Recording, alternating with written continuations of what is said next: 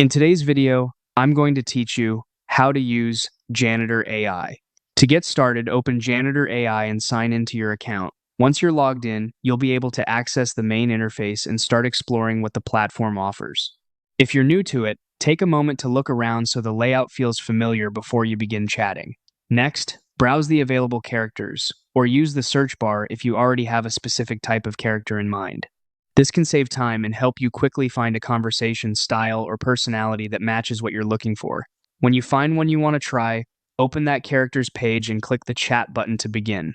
At this point, Janitor AI may ask you to configure an API or proxy before the chat can work.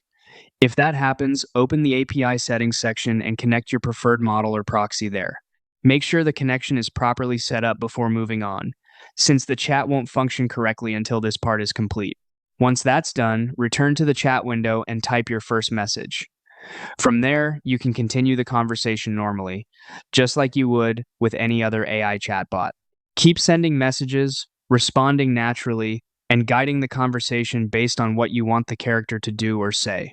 If you want more control over the character's replies, open the generation settings. Here, you can adjust things like temperature and response length.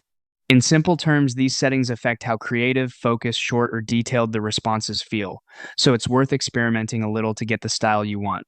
You can also create your own character by going to Create Character.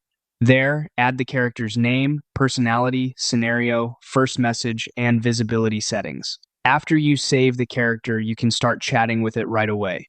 And that's how to use Janitor AI.